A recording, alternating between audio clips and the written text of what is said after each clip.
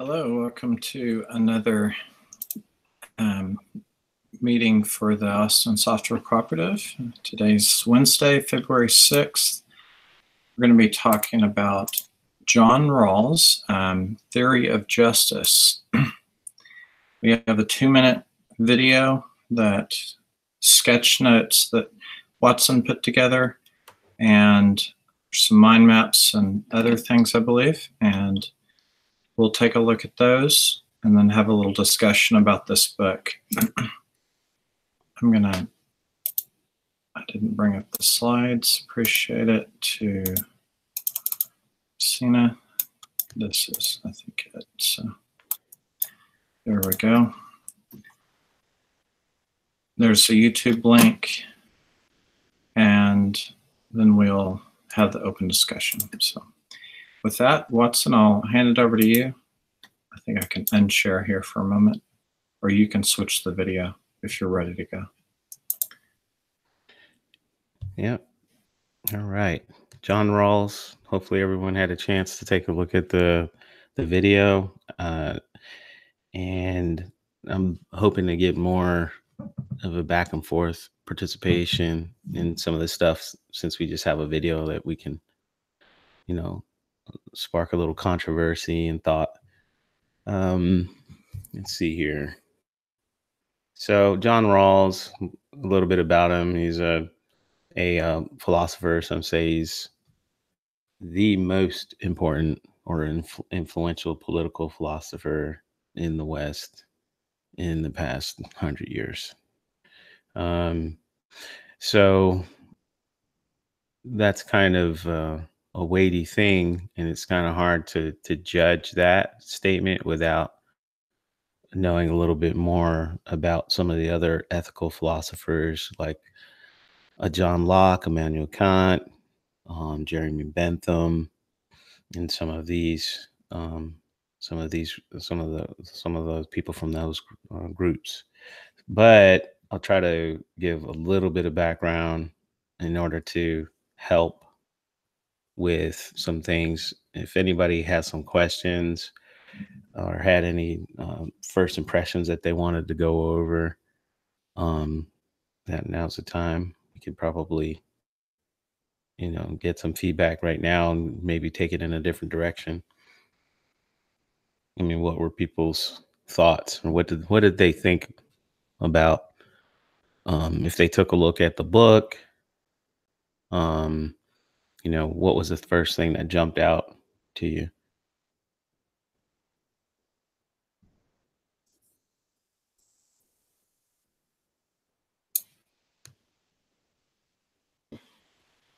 I didn't get a chance to look at the book, but I saw the video that you posted. I think I don't know, like initially I was just I think it's definitely an interesting approach if it can be done. And I think it's like the hard part into like putting it into action and practice would be actually imagining that you're unformed and like without any characteristics and outside of societal hierarchies and structures and just culture, I guess, as well. If you can do that and then be fair, then it's I think you could, come up with some actual rational just views of justice. But I feel like I wonder if like that if you subconsciously I'm acknowledging that it's hard. That's all, to put yourself in that type of mind frame, to think unbiasedly. In theory, though, I'm like, it makes perfect sense. Anyone else?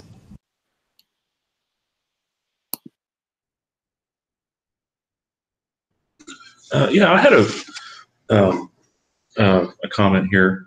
It seems like there's a sort of an assumption of inequality being kind of a not goal, right? Like equality is the goal or something like that, at least from the video's position.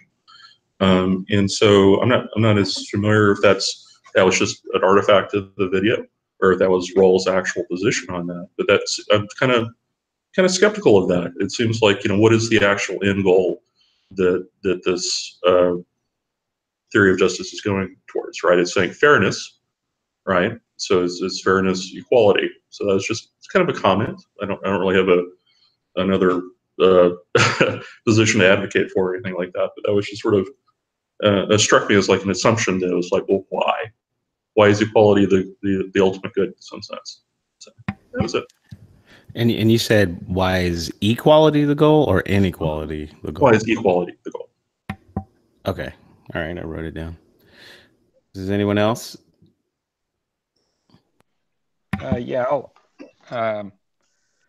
One of the things that struck me, I mean, a couple of things, just theory of justice, the definition of justice related to fairness is a little distinct from my normal sense of justice. So that's the thing that stands out the first.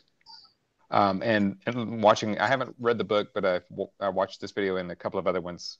I think the thing that's interesting is looking at the veil of ignorance from a couple of perspectives. One, it's not fairness or equality of outcome, but fairness of opportunity, right? Fairness of rights and opportunity to do things. The other thing that's a distinction that is interesting, that makes it a little bit, a deeper thought. The other thing that was surprising to me is the thing about trying to really treat the veil of ignorance in the light that it's intended, so that it's not. I was watching one of the videos where somebody was saying that the temptation is to make a gamble and say, let's set up a world where I might have some chance of winning the lottery, but that really isn't in the spirit of the true sense of what the veil of ignorance is supposed to do. But there's something like, so that's part of the thing that I think makes this difficult to implement, is because it really takes people deeply understanding what that intention is.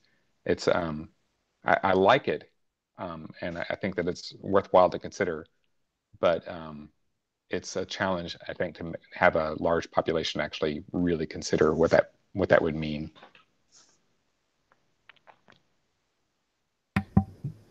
All right. Who else? First impressions, things that jumped out, comments.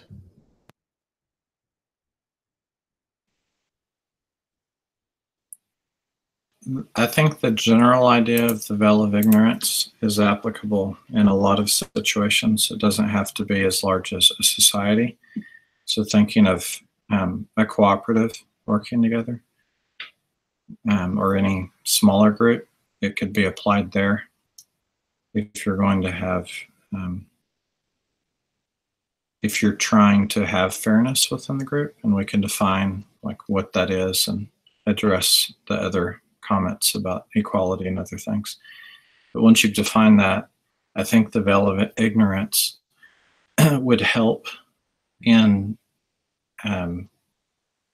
as a thought experiment for people to be able to try to work out how you're going to distribute profit, all sorts of things, direction. How are you going to move up and actually have it fair within a group where you're distributing the control and direction? And that's one area. But I've actually run across a lot of situations where I think it's applicable. Beyond the large side where, David, you're talking about, it becomes definitely a lot more challenging when you have many more people.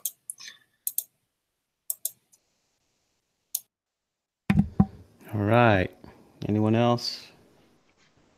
Actually, if I could just add one more thing, that was thinking specifically about the cooperative piece of it. There's an aspect of this that, I've been watching a lot of videos about artificial intelligence, and I watched the AlphaGo documentary recently.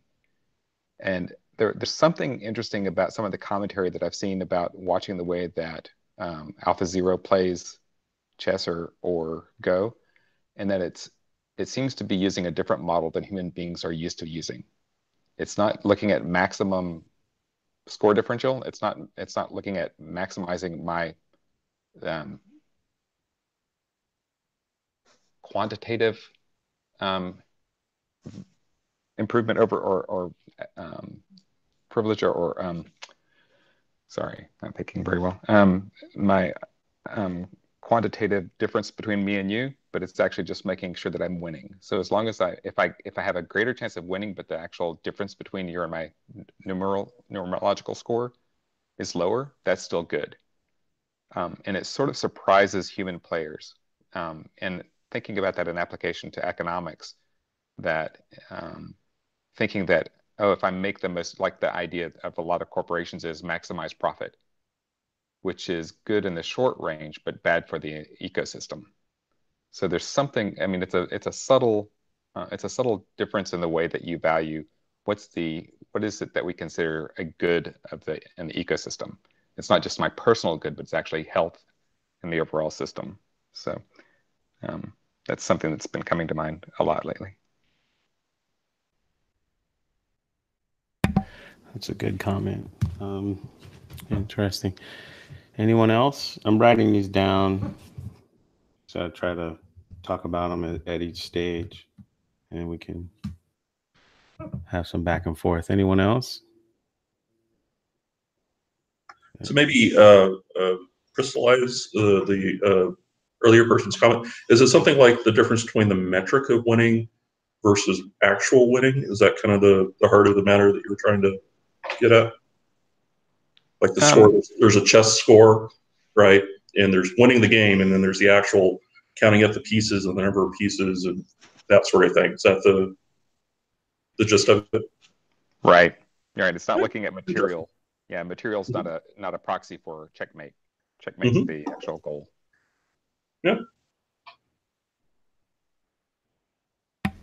All right. So let's move on to this first section, which is kind of one of the more difficult parts. There's a little background that's kind of lost when going straight into John Rawls, because he's borrowing from Immanuel Kant. So when you're talking about morality and you're talking about ethics, there's an issue with, means versus the ends, right? So there's a term called consequentialism, where you say, kind of related to what you were just saying earlier, that the final goal. So is it okay to, kill a couple people in order for, a couple more people to survive? Things like that, consequences. And then there's the way that you behave, and then saying the way that you behave is more important, right? So the means is more important than the ends. Or you can say the ends justifies the means. So this is a dilemma. This is a moral dilemma. And Kant comes through and says you need to concentrate on the means, and you need to treat rational agents, you could say humans, but rational agents, people, the first person experience that can, what Descartes would call like a subject, as someone that has access to being able to make a decision outside, and there's all these terms that they have, technical terms, outside of their inclinations. So they can act, you can say instincts out. If you're acting, and I'll use an example, the storekeeper.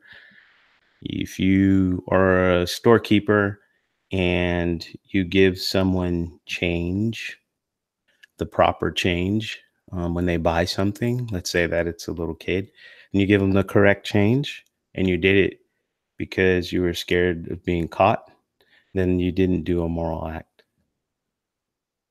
That wasn't moral. That was just simply self-interest. You're not acting any different than a beast or whatever. And the thing that makes subjects, rational agents, humans, you can kind of put it how you want, different is they have what he calls autonomy. And that is, autonomy is a strange thing, but in his definition, it's being able to create a rule and then choose that rule and follow that rule. That's autonomy to Kant. And so when we're talking about like this storekeeper, the storekeeper says,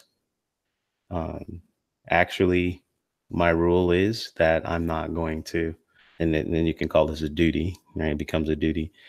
I'm not going to shortchange people, not because I'm scared of being caught. I could get caught, but this is a rule I'm going to adopt. Now, how you get to that rule is, Kant has a way of doing it, and then John Rawls has an updated way of doing it, and that's what the video is about. So the rule would be, in this piece, a contract, right? So now you have another dilemma. Okay, you have actual contracts, like say the Constitution, which can have it's a law, right? And or set of laws or whatever. And we know that laws aren't morality, they're just an agreement. So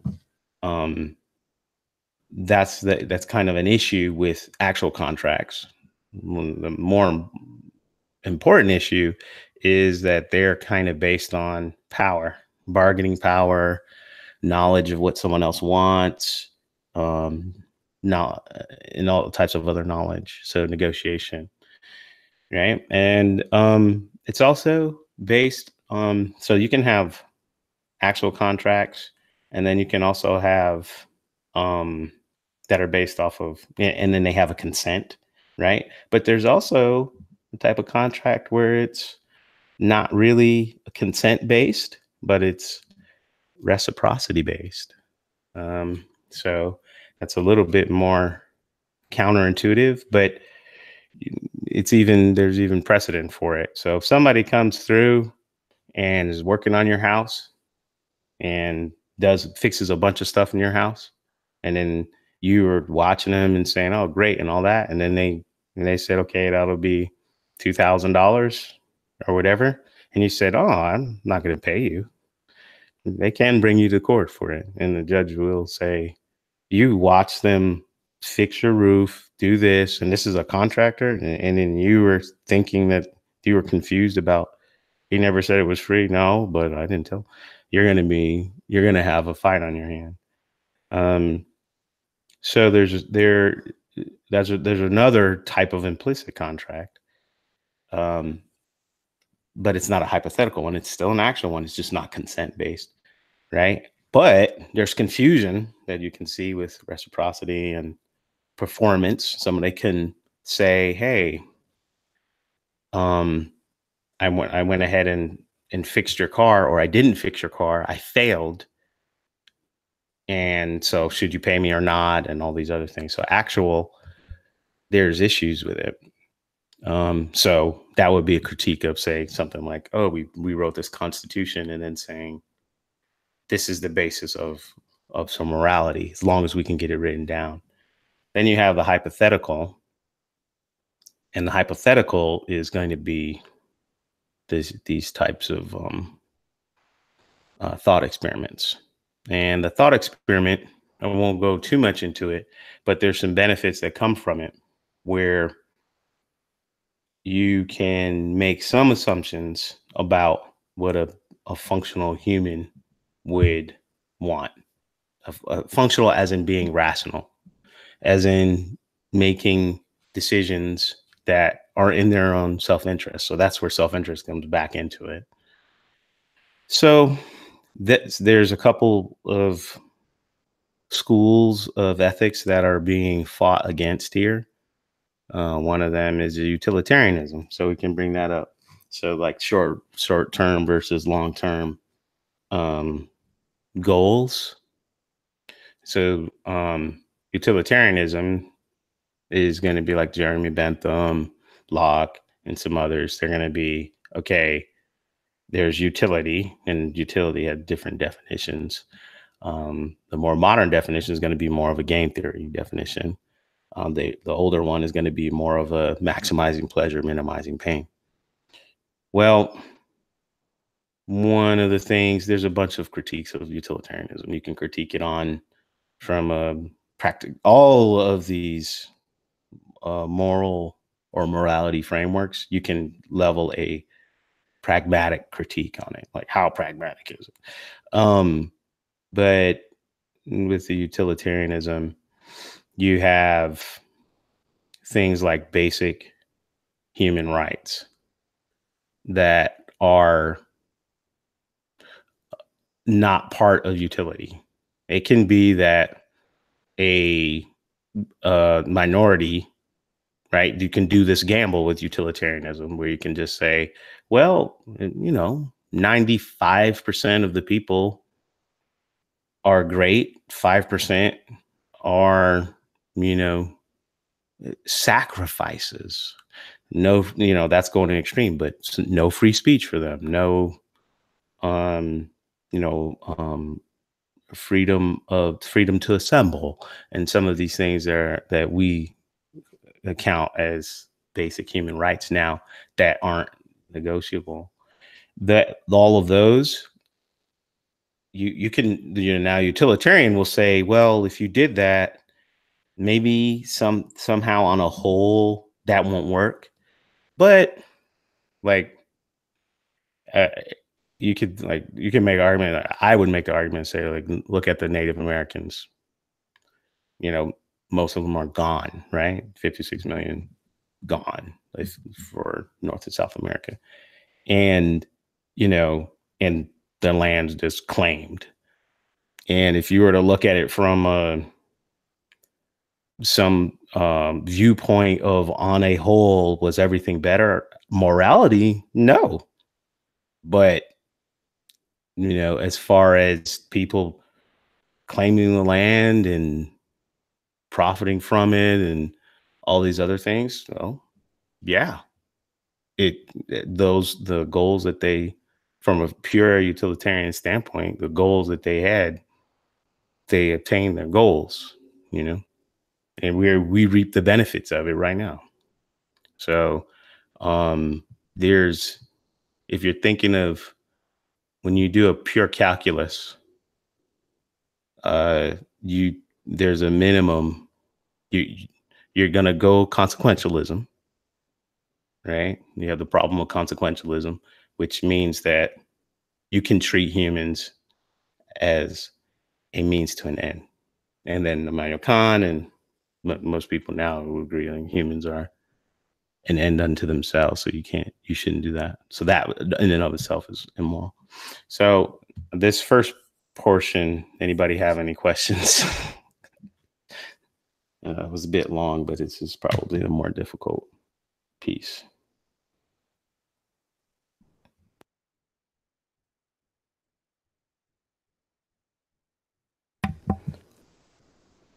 Yeah, each one of those philosophers can have their own video, really. So it's kind of tough to go straight here without having some of the things that, some of the pathways that John Rawls is having to go through in order to avoid certain pitfalls, like classic 2,000-year-old pitfalls. So now, veil of ignorance, right? So we had a couple on here. Right. So we got, can you eliminate your attributes at all? Right. And I think there's a problem within philosophy called like the problem of counterfactuals. So can you do ifs? You may have heard people say, I don't do ifs. Well, you know, you're saying, what if this? And it's like, you know, so basically it's a critique that the actual world is the only world that you can make sense of, and you can't talk about an if. So it's that's definitely not a popular, within philosophy, is not popular to go against counterfactuals. So, like, here's an experiment. Here's a way to think about that. Now, it could be that you can't think of, like, you know, I can't imagine there's like what it's like to be a bat, to see with sonar, right? So there's limits, right? And that's another philosophical paper on what it's like to be a bat. You know? But when it comes to personal features, like here's to just talk about counterfactuals, right? So here's a little thing. Imagine that you have, there's going to be a couple things linked in here. Imagine that you have a car, right? You're in a Honda Accord, and then there's a, let's say a Pinto in front of you, right? And you're parked, and the Pinto's parked, right? No, sorry. There is a Lamborghini in front of you, right? So you're parked, the Lamborghini's parked, right? And then another person, you know, comes in their Ford, you know, Taurus, and then they're driving and they hit you in the back. You're parked and another car's parked here, right? They hit you in the back.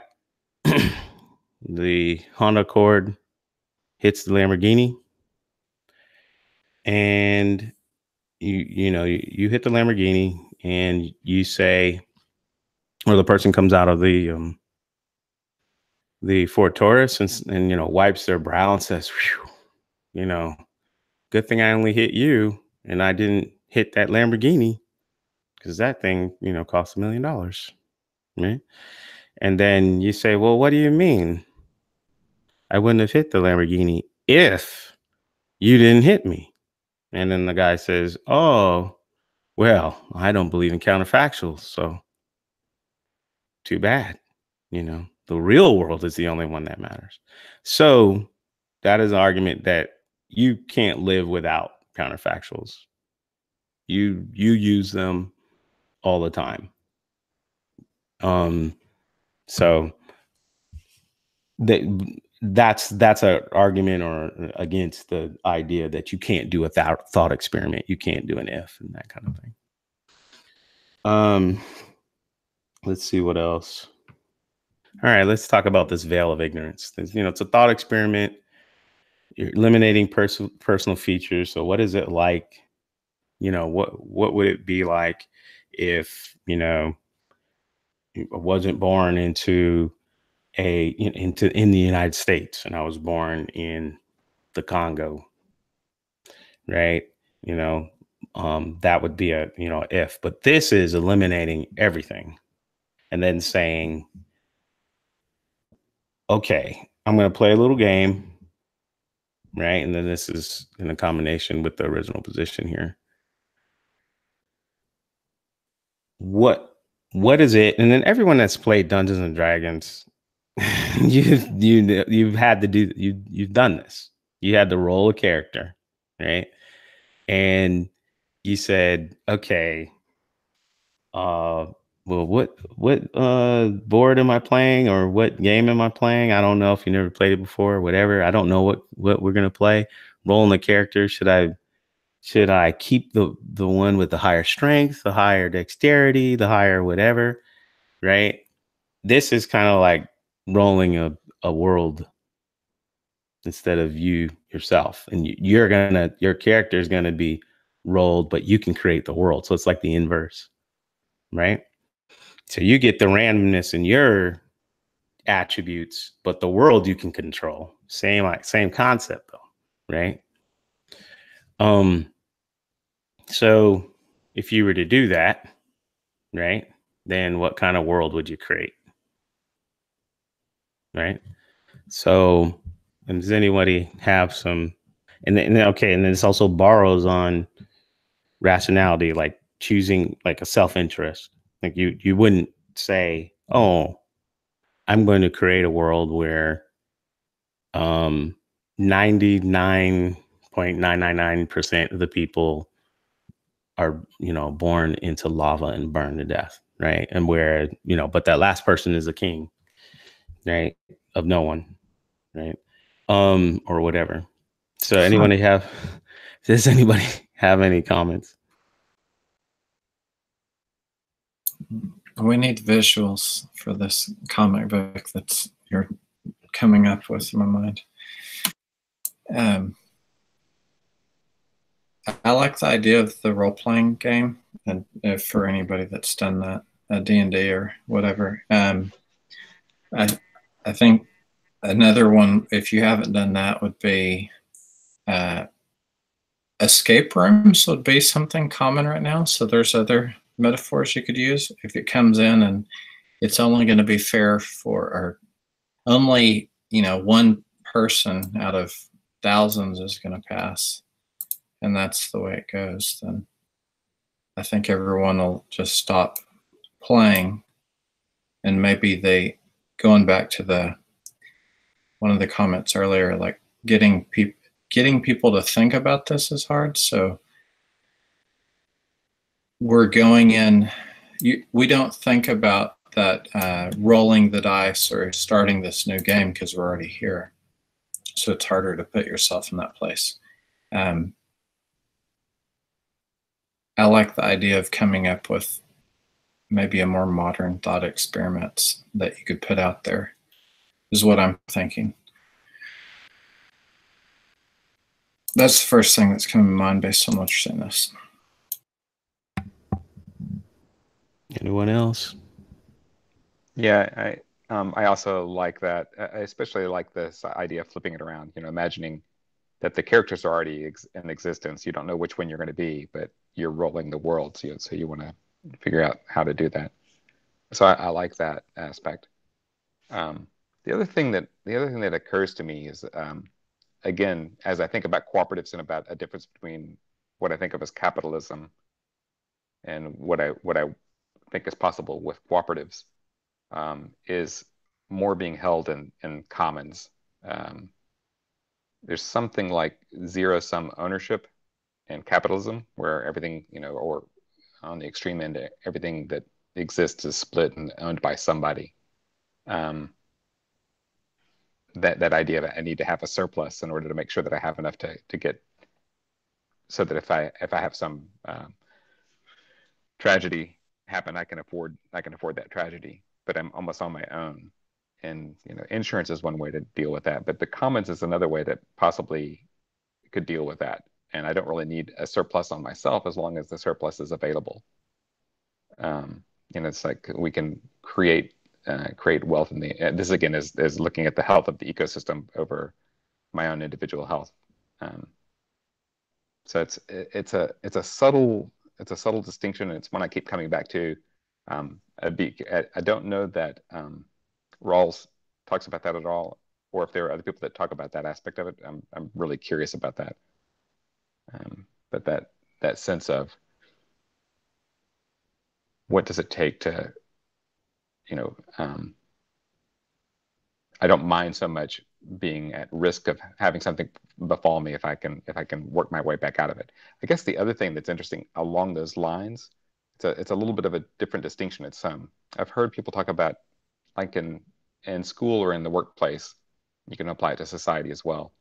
If you have the thought of, I start with a perfect score, but every mistake that I make counts against me, and my score lowers over time, then the first mistake that I make, I can no longer get a perfect score. Whereas in a lot of games, it's more of a building skill over time, so that I start with 0, and the more effort I put into it, the closer to a high score that I get. So that I'm not really looking at a percent of perfection, but I'm really looking at improvement over time. So it's a different metric of how do I you know, I would rather work. I would rather live in a world where I'm not penalized for my initial position or for mistakes that I make, as long as I can make effort to overcome that. Yeah, and there's an intuition in what you're saying that's in the bottom left-hand side of the sketch note that we're going to get to. And is anyone else comments so far? The next section is going to be the more controversial.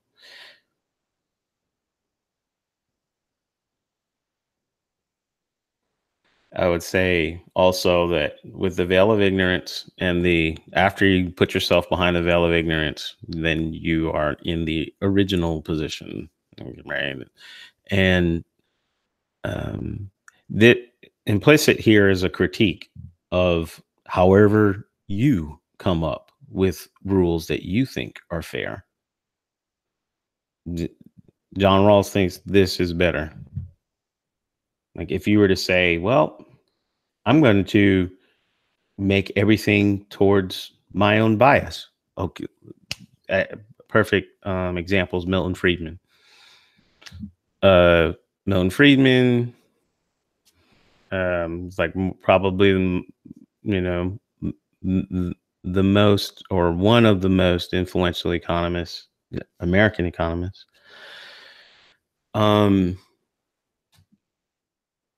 It says, you know, it's tempting there's a natural distribution of abilities and talents and all this stuff like that, like a lottery that you're just born into. There's things that you work for, but there's a lottery you're born into. And it's tempting to think that government or some system can make that fair, but we should avoid that temptation. Right? So that when that is a whole viewpoint, it's a libertarian viewpoint of it's a kind of the weaker. There's a stronger viewpoint and a weaker viewpoint. That's the more weak viewpoint. Where it's just like stuff isn't fair, man. You can't fix it. You're gonna mess it up even more when you try to fix it. You can't make things fair, right? And so that would be you're taking that position if you do something like say, okay, where's my position? Upper class. I'm gonna make rules based off of what benefits me. I'm gonna do self-interest, right? Like, you know, there's no other way or better way. So that's something to keep in mind. This is an implicit critique. So next is the controversial principle, which is the difference principle. Okay. So now the first two are useful without this principle, in my opinion. Okay.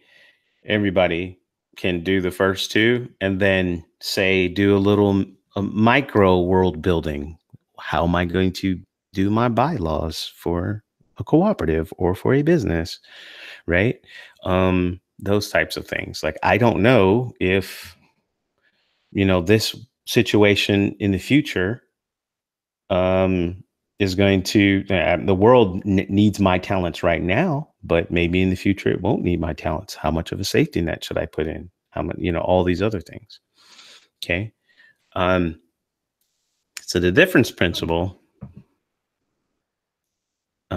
takes a little spin. It says you can have inequality as long as something happens from that inequality that helps the least fortunate.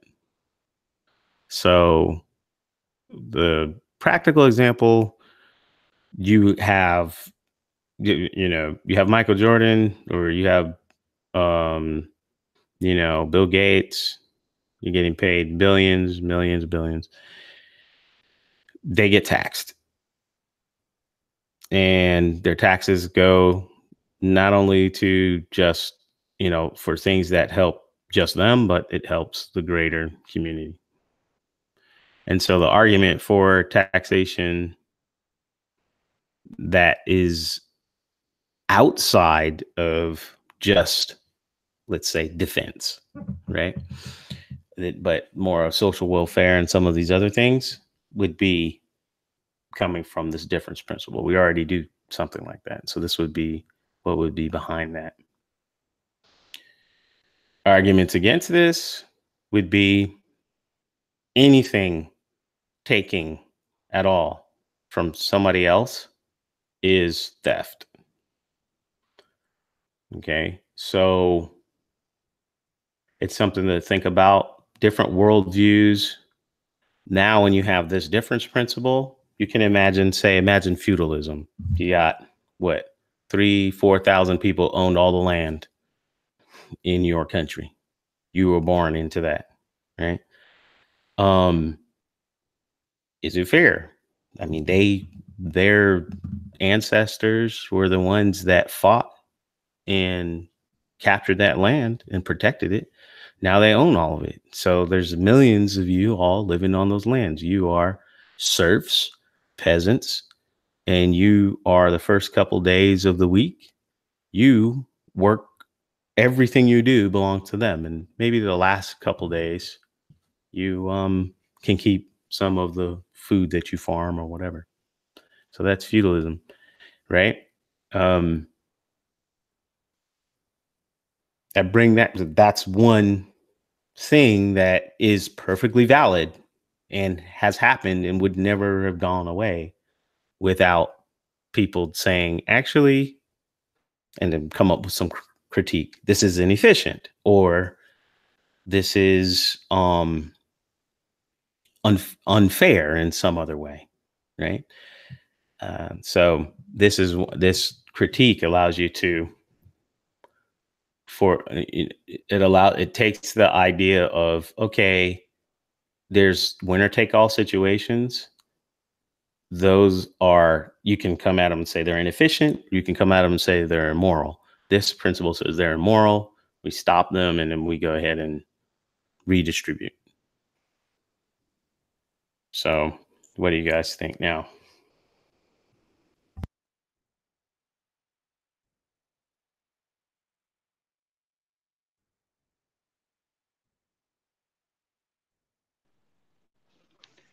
Question: Does the difference principle of benefiting the least fortunate include, like for instance with Bill Gates, there's the monetary thing if you tax him, but what about the benefit that he's creating? I mean, in some sense, it's where trickle down comes from. That he's creating software from that benefits other people, and the other people benefit society, and that benefits the least fortunate. So does that get included, or is it really just looking at taxation? Yeah. So he doesn't have anything against planning incentives. One way to look at it is, if you were to take everything away from people who are very productive, and we're going to talk about this later, but from sheer force of will, from winning the natural lottery, from all these other things, if you take too much away from them, they will not be incentivized to work hard, and they're not going to. And within the difference principle, now you're hurting the least fortunate, because now you don't have people, making Microsoft products or whatever. That might be a good thing, but so you have a lot of wiggle room in here to say, okay, we need to incentivize the people on the top as much as possible to where they're helping the least fortunate. But you have implicit arguments in here where it's, okay, the people on the top are, like some of the language people use now is like, the people on the top are getting richer and richer, but wages are stagnant. Well, you can probably put something in there to where it's okay. You're getting closer and closer back to feudalism. It's just that it's intellectual property instead of physical land. But it's a different argument. But, and so this would stop that, and that's where it's a problem. So anybody else? I have a couple of things I wrote down here. So is equality a goal? Equality is not a goal, as far as I can see. He explicitly says inequality and ordinary. Well, the distribution is not moral or immoral. That is like if you're born at the right time, like you can have certain natural talents. We're going to talk about this later that would be great in a hunting society, but they're not great now, or vice versa. They're great right now, but they wouldn't be great in a hunting society. That has nothing to do with your effort and ability, or, as far as like what you were merit, let's say. And we're going to talk about that in a bit. But equality isn't the goal. The goal is like there shouldn't be rewards for things that are arbitrary. That's what he's hostile towards. So we're going to talk about that in a bit. Fairness of opportunity versus outcome. This goes, so we talk about equal opportunity as that's what is fair. But, and we're going to talk about this again over in the merit side. But there are things after the opportunity where you would violate the principle of rewarding someone for arbitrariness, like just being not on their effort or not on things that you think are that you would normally think are meritorious. So you bring it a little bit closer towards the outcome, but there isn't. He definitely says, no, you don't look at the outcome and make everybody the same. So it's not equality is a goal.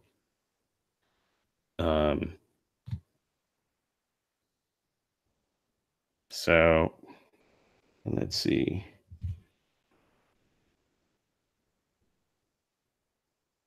Yeah, it's already said a little bit about safety nets. So we're talking about capitalism versus cooperatives, but you were kind of using capitalism in the context of implicitly you're kind of saying laissez-faire capitalism, right? So markets only, no safety net, which is not what we have here, or is really not in like any first world anything. But laissez-faire capital, and then having to say, okay, roll the dice. Should I base everything off of how well I'm going to perform, or should I try to build in a safety net? Well, yeah, this is kind of addressing, first off, the fundamental human rights, freedom to assemble, freedom of speech, these types of things. But then also saying, all right, this benefit the least fortunate is your safety net built in. All right. Does anyone have any comments?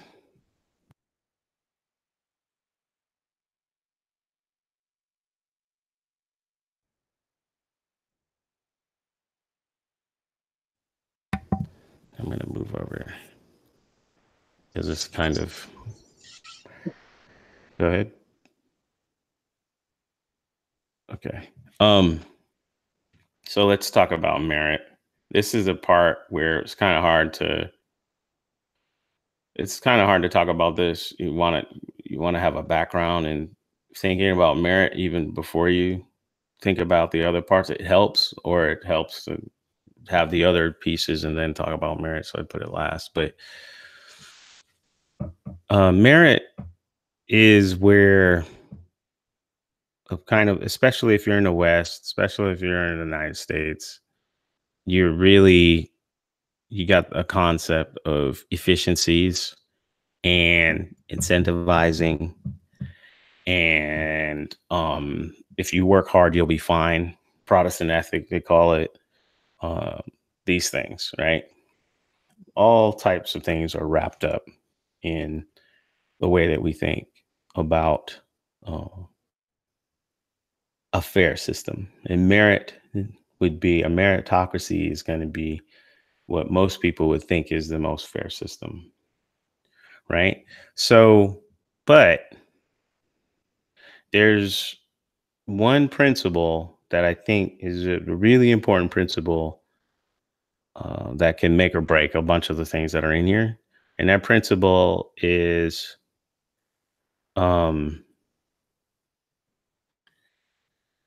you shouldn't reward anything based off an arbitrary cause. You shouldn't reward anything based off of anything arbitrary. So that's something to just think about. Like, should you ever do that or not? Now,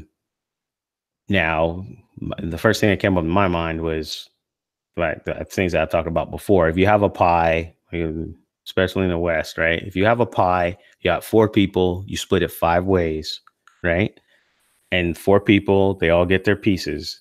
We will not accept a piece staying there and no one having it.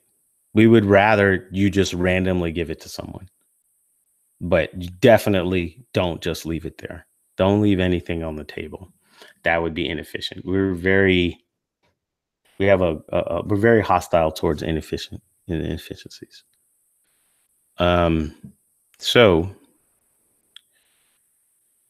But if you were to say, okay, you randomly chose someone to give that pie to, that's not a reward. It was just getting rid of the inefficiency. You still got the principle of you shouldn't reward anyone for anything based off of something arbitrary, right? Now, meritocracies, right? If you were to say your reward should be based off of effort, well, there's a critique there. If you say that, all right, the person that, let's say in software, you just started, you just got out of school and it took you 5, weeks to do something. And then another person to make a product and then another person makes that same product in 1 day, right? That person that spent 5 weeks to make the product, they gave more effort at that point, right? And so another one is to say somebody that's just naturally bigger and in construction versus somebody that's naturally scrawny and very small and in construction. The person that's small takes longer to shovel things, to do all types of other things that the person that's like really big and burly can do. But so they're working harder though, right? To do the same amount of work. Do you pay them more? So the answer is really no, right? So then you're not really talking about effort anymore. Now you're talking about contribution, right? So you have a critique on the effort side for meritocracies. Now you're talking about contribution. Now, for contribution, there are things that they really are, you worked hard to contribute them. So there's an effort component, but you really are looking at the outcome, right? And you worked hard to contribute them, right? But there are things where you have arbitrary starting points. Like you were not, and everyone wasn't starting in the same place, right? And so some of the things he'll talk about is genetic lottery, right? Where you're born, what country you're born in, right? Lottery of societal values is very interesting to me. Like I said earlier, you have the talents of being, somebody that's introverted and all these other talents that don't work well in a hunter society, but you're born now. And so you can be a computer programmer. Oh, great. But if you're born then, maybe not so great. Okay. Like the where you're born, when you're born, your talents also are not a thing that, you know, they are arbitrary. You didn't work hard to create them. You're just born with them, certain talents. Right. And then, of course, studies have shown that if you're the firstborn, the vast majority of firstborn people work harder, and it's not something you chose. You were just born first in a group. So that's not a thing. It's arbitrary. So some of these things will make you even want to say, well, maybe that arbitrary thing is not a good rule. But that's why you used to think about, should you be rewarded for arbitrary starting points, arbitrary talents, arbitrary anything? Should anybody be rewarded for that? Right. And really, it comes back to, you don't want to, disincentivize. You don't want to stop people from making the pie bigger and all this stuff like that. That's a given. We already handled that. But, right now we're talking about what they call moral desert. What do you deserve? Right. And the argument is that anything that's arbitrary, you don't deserve it. It's not fair or unfair. It has no moral component to it. So this part is a part to really think about when you're thinking about fairness. So any questions? One of the questions or the thoughts that comes to mind is, merit is one thing. So it's kind of interesting. I read the book On Everyone Culture by Robert Keegan, and one of the ideas in it is that he's looking at organizations that are deliberately developmental. So the idea isn't, in some way, a goal is to make sure that people are improving, that they're developing over time.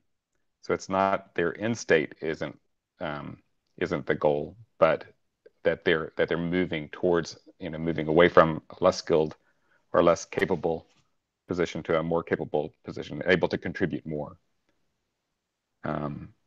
I could see that there could be something, even in that. How do you, as an example, if I'm on the bowling team, it's not necessarily the person who can bowl the highest, but the person who improves the most over time. I'm getting it a little bit messy here, but the basic idea is, I want to create a world in which people are always working towards developing their skills, and something with the merit seems like it can kind of get into a overfitting for a particular state, right? Like as you said, you're in the genetic lottery, you may be a good computer programmer, and right now we need computer programmers, and so that's the merit based on now. But then the conditions change. So everybody becomes computer programmers who can, and then, but we don't do any development in other areas. And then the world changes, and all of a sudden, hey, we don't have any computers. Some thermonuclear event happens, and we don't have computers anymore. Now we need to go back to hunting and gathering. We don't want to have too much overfitting for a particular state. We want to have more diversity, and diversity in ways that are promoting people to continue to grow. Is that clear? Yeah, it makes sense. I'm thinking it's like trying to say you want to have diversity because coupled with something like that difference principle, to where, okay, now the world changed. The people that were not as useful before now are useful, but some of that's going to be redistributed. So there's a safety net. So they were being carried before, but now they're carrying. An argument for diversity in that way, for safety net. I can see it. And then that would be a critique of a meritocracy, of a short-term meritocracy. Anyone else? Some of these things, I'd like to hear what people think is counterintuitive. What jumps out to them as the most counterintuitive, and what would they think about, like, as far as, most people I run into, they think meritocracy is the best way. And some form of meritocracy is going to be what you should do. And this is I think a solid critique of meritocracy, as it not being the best way. It's better than like laissez-faire markets, better than feudalism. Meritocracy is, right? But is there a better way? And he's saying, okay. And we don't have a complete meritocracy. Like laissez-faire would be complete meritocracy, laissez-faire capital. And we don't do that. We have, what a pure libertarian would call, we have theft. We do take from people that have a lot of money and then say, nope, we're going to, one thing is we're going to have schooling. We're going to have public schooling. We're going to take some of your money and we're going to make these public schools. And that's, some people don't look at it as a social welfare. They look at it as a self-interest thing, but, I think it's a stretch.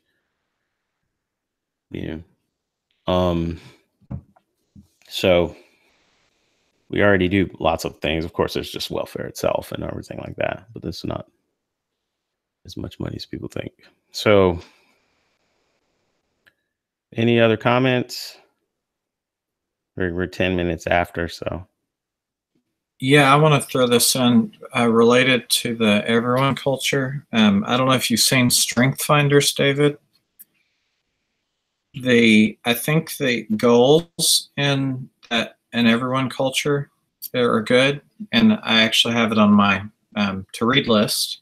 I think an Audible version. I haven't listened to it yet, but I have looked at summaries and stuff, and the goals in it look good. What I would say, rather than focusing on weaknesses, you can, all of the parts, I'm going to put a quote here from it, actually, right in the chat. So it says, a means of fashioning an organizational culture in which support of people's development is woven into the daily fabric of working life and the company's regular operations, daily routines and conversations. So those are great. I love that. And that's something that we've tried to do, and we're trying to figure out process to make it work better and be there onboarding and all the way through. So those are great goals. I think Strength Finders from the Gallup group is, thank you, Lucina, for posting that, is a great way of getting there. Rather than focusing on weaknesses, you focus on where you have natural aptitudes and you can build skills, and then you find your strengths, and then you put all your energy there. And I think taking like these ideas and then using something like that would be good. So I threw that out there.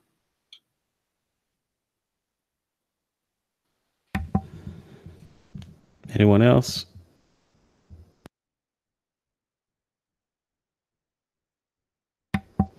Cool. I'm going to go ahead and stop the broadcast.